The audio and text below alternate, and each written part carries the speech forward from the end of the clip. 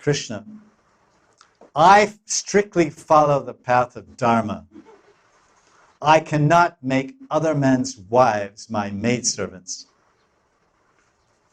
Pointing his index finger at himself. Do you understand who I am?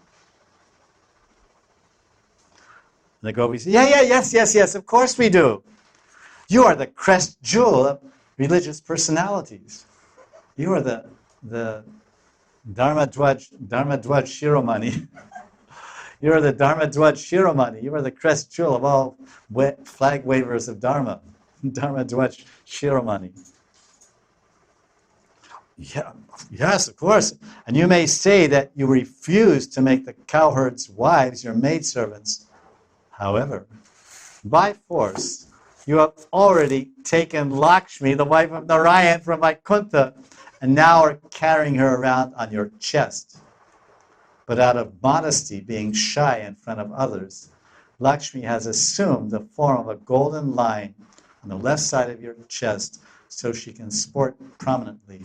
Shriyaka Ramanam.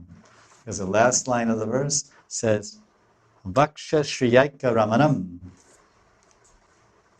Besides, Shyam, we know for certain that within all the 14 worlds, and even above these worlds in Vaikuntha, beyond this universe, you never reject any beautiful woman, no matter who she is or whom she belongs to.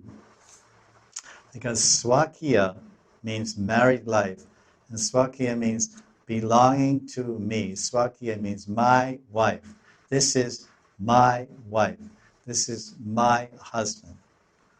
But you are Parakiya.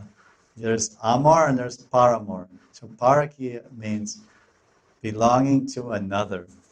So this is the conclusion of Vishwanath Chakravarti's Tika, and this is the conclusion of our discussion today on verse 39.